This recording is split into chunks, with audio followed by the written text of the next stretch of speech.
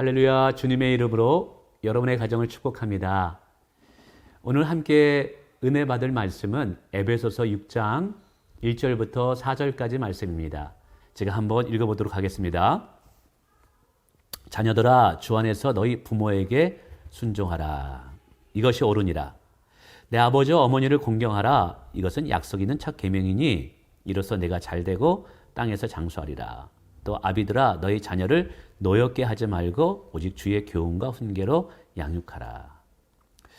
코로나 시대의 가정의 역할은 그 무엇보다 중요하게 되었습니다. 가정이 건강하느냐에 따라서 우리가 누리는 행복 지수가 달라지기 때문이기도 하죠. 여러분, 행복한 가정을 이루는 요소가 무엇일까요? 다양한 요소가 있지만 그것은 부모와 자식 간의 건강한 관계를 유지할 때라고 저는 생각됩니다. 그러면 그 건강한 관계, 올바른 관계, 그리고 소통이 잘 되는 관계가 무엇을 통해서 주어질까요? 바로 성경의 말씀의 가르침을 통해서입니다. 그래서 오늘 에베소서 6장 1절부터 4절까지 부모는 부모제대로 해야 할 이 자녀를 대하는 모습이 있고, 자녀는 또 자녀로서 부모를 대하는 모습이 있다는 것이죠. 우리가 이것을 잘 지켜 행할 때 부모와 자식 간의 관계는 더 올바르게 되고 건강하게 되고, 그로 인해서 우리의 가정은 더 행복해질 수 있다는 사실이죠. 자, 그러면 우선 성경은 자녀에게 권면하고 있다는 사실입니다. 이야기하기를 너희 자녀들아, 부모를 항상 공경하고 주 안에서 순종하라라고 이야기하고 있습니다. 우선 이것을 세 가지로 이렇게 나누네요. 하나는 주 안에서라는 말과, 두 번째는 공경하라는 말과 순종하라는 말입니다. 이제 주 안에서라는 말은 부모가 자녀에게 권면을 할 때, 또 무언가를 요구할 때 하나님의 말씀의 원리에 따라서 자녀들에게 순종을 요구할 때 자녀들은 반드시 부모의 권위를 인정하고 부모의 말씀에 순종해야 된다는 것을 의미합니다. 반면에 이것은 또 다른 측면에서 부모가 자식들에게 뭔가를 요구할 때 개인의 욕심을 위해서 이렇게 자녀들에게 순종을 요구하면 안 되는 것이고요. 언제나 자녀들을 가르칠 때는 하나님의 말씀의 원리에 따라서 자녀들을 가르치고 훈계하는 것이 중요하다라는 것을 이야기하고 있습니다. 어쨌든 주 안에서라는 것은 주의 말씀의 원리 안에서, 그리고 자녀들은 부모에게 순종해야 할 의무가 있다는 것이죠. 두 번째는 공경하라는 것입니다. 이 공경하라는 것은 부모를 귀하게 여긴다라는 거예요. 부모의 영적 권위를 존중해주고 인정해주라는 것입니다. 하나님께서 가정에 최고에 세우신 영적 권위가 바로 부모라는 사실입니다. 그래서 자녀들은 이 부모를 늘 공경하는 마음을 가지고 살아가는 것이 중요합니다. 어떤 분들은 부모가 많이 배우지 못했다, 나보다 배우지 못했다라는 이유로 부모의 의견을 귀담아 듣지 않고 엄마는 몰라서 그래, 이렇게 홀대하는 경향이 있다는 것이죠. 또 부모의 초라한 모습을 보면서 부모를 또 부끄러워하는 분들도 있습니다. 그러나 기억하시길 바랍니다. 하나님은 부모를 통해서 나를 이 땅에 태어나게 하셨다는 것이죠. 그거 하나만으로도 우리는 부모를 충분히 공경할 이유가 있다라는 것입니다. 세 번째는 순종입니다. 하나님께서는 우리 자녀들에게 부모에게 순종할 것, 특별히 주 안에서 이제 순종할 것을 요구하게 되죠. 이제 주 안에서 순종하는 것은 주 뜻 안에서 또 주님이 주시는 힘으로 순종하라는 것인데, 왜 이렇게 순종을 자녀들에게 요구할까요? 크게 두 가지를 말씀드리고 싶습니다. 하나는 부모님이 가정에서 영적 권위자이기 때문에 그 가정의 권위자인 부모에게 순종하는 것을 통해서 하나님께 순종하는 것을 훈련시키기 위함이라는 것이죠. 거꾸로 이야기하면 부모님께 순종하지 못하는 자들은, 순종하지 않는 자들은 사실은 하나님께 순종하기 어렵습니다. 부모님을 공경하지 않는 자들은요, 하나님을 공경하기가 어렵습니다. 그래서 부모에게 순종하는 것을 통해서 하나님께 순종하는 것을 배우는 것이죠. 부모는 보이지 않는 하나님의 영적 권위를 가진 분이십니다. 두 번째는 부모의 축복을 통해서 자녀들이 복받게 하기 위함이에요. 하나님께서는 어느 공동체든지 영적 권위자에게 축복의 권세를 주셨습니다. 가정에서도 마찬가지입니다. 자녀들을 향한 축복의 권세, 축복권을 누구에게 주셨냐면 부모에게 주었습니다. 그래서 특별히 부모에게 순종할 때 부모는 기쁨으로 자녀들에게 매일같이 기도해 줄 수 있다는 사실이죠. 성경에 보면 순종하는 자들이 부모의 기도를 통해서 더 큰 복을 받는 일이 보여지고, 불순종함을 통해서 부모의 마음을 아프게 함으로 하나님으로부터 축복을 받지 못한 자녀들의 모습이 보입니다. 사랑하는 우리 할렐루야 선교교회 우리 자녀분들, 늘 부모를 공경하고 부모의 말씀에 순종하기를 힘쓰시길 바랍니다. 그럴 때 자녀들을 향한 부모의 기도에 엄청난 축복이 자녀들에게 분명히 여러분들에게 흘러갈 것이기 때문에 그렇습니다. 자, 이제 부모가 자녀들에게 어떻게 해야 될까를 이제 고민하고 있죠.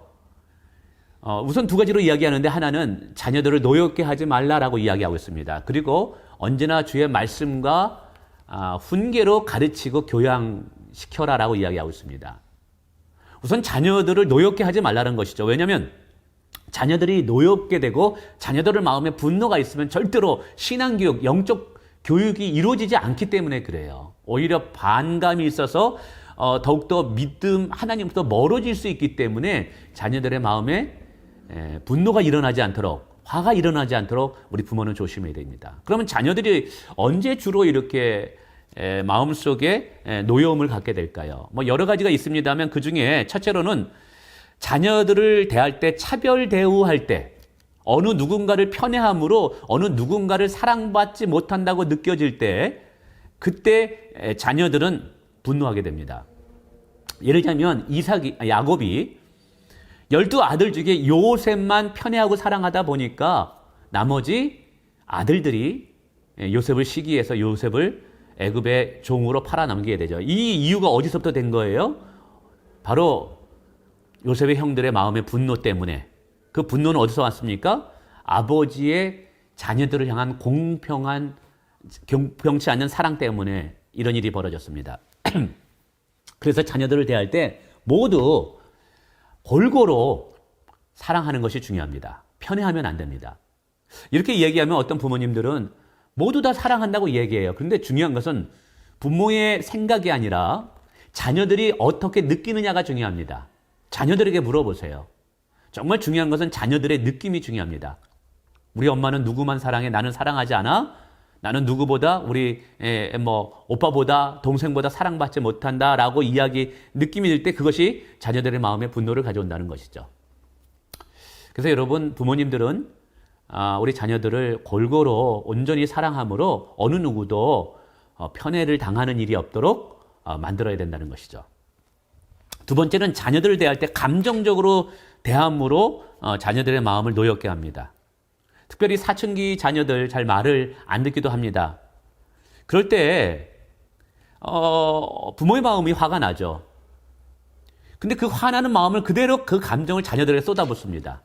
자녀들이 왜 그렇게 행동했는지, 무슨 이유 때문에 그렇게 행동했는지 묻지 않고, 그리고 자녀들의 감정, 자녀들의 마음을 읽지 않고 무조건 화난 부모의 감정을 자녀들에게 쏟아붓는다는 것이죠. 그렇게 되다 보면 자녀들이 어느 사이에 부모의 감정의 화풀이 대상으로 전락하게 됩니다. 그렇게 되면 자녀들 마음에 분노를 자라나게 만든다는 것이죠.